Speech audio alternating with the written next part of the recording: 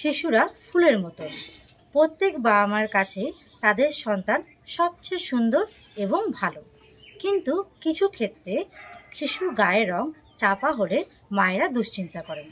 প্রথমেই বলে রাখি, শিশুর গায়ের রং ফর্সা হোক বা কালো, তাকে মানুষের মতন মানুষ করতে হবে, ভালোভাবে পড়াশোনা শেখাতে হবে, সেটাই সবথেকে বড় সম্পদ। তবে দুশ্চিন্তা করার কিছু নেই।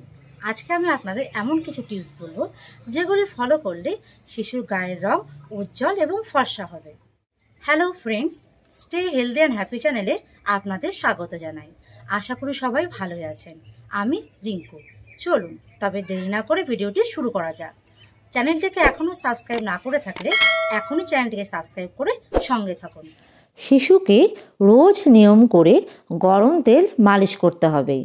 এর ফলে শিশুর ত্বক মসৃণ এবং উজ্জ্বল হয়।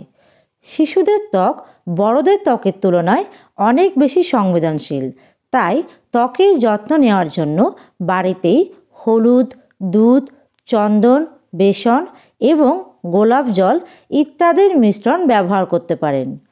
শিশুর ত্বক যাতে ড্রাই না হয়ে যায় তাই ভালো মানের ময়শ্চারাইজার লাগাতে হবে।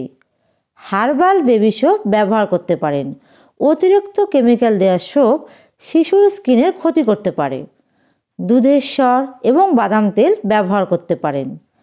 শিশুর বয়স 6 মাসের বেশি হলে বিভিন্ন ধরনের ফলের রস খাওয়াতে পারেন, যেমন আঙুর, আপেল, কমলালেবু, কলা ইত্যাদি। শিশুকে মৃদু উষ্ণ গরম জলে স্নান করাতে পারেন। কিছু সময়ের জন্য শিশুকে রোদে নিতে হবে।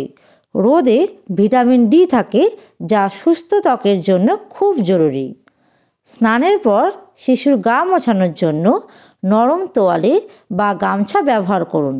অতিরিক্ত ঘষাঘষি করবেন না, তাহলে শিশুর ত্বক ভালো থাকবে। শিশুর শরীরের আর্দ্রতা বজায় রাখার জন্য 6 মাসের ছোট বাচ্চাদের ঘন ঘন ব্রেস্ট ফিড করাতে হবে এবং 6 মাসের বড় বাচ্চা হলে পরিমাণ মতো জল খাওয়াতে হবে। যখন যেমন মরশুম সেই অনুযায়ী ত্বকের যত্নের রুটিন পরিবর্তন করুন।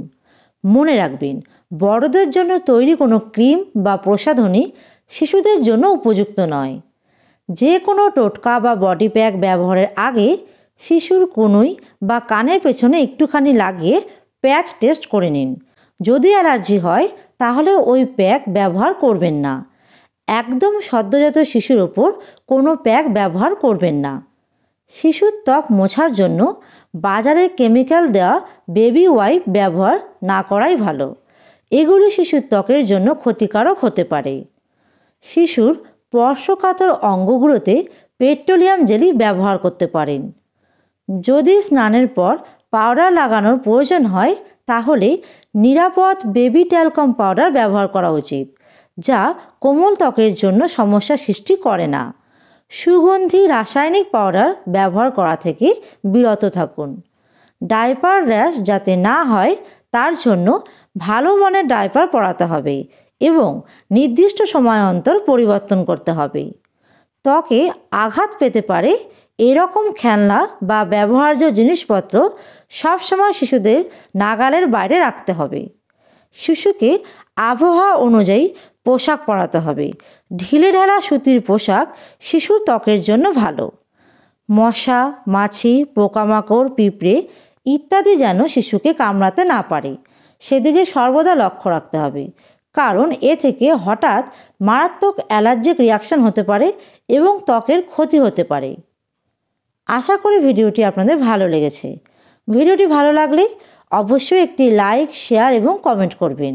এই ধরনের ভিডিও সবার আগে পাওয়ার জন্য চ্যানেলটিকে এখনই সাবস্ক্রাইব করে সঙ্গে থাকুন। ভিডিওটি শেষ পর্যন্ত দেখার জন্য ধন্যবাদ। সুস্থ থাকবেন, ভালো থাকবেন। দেখা হবে নেক্সট ভিডিওতে। Good bye.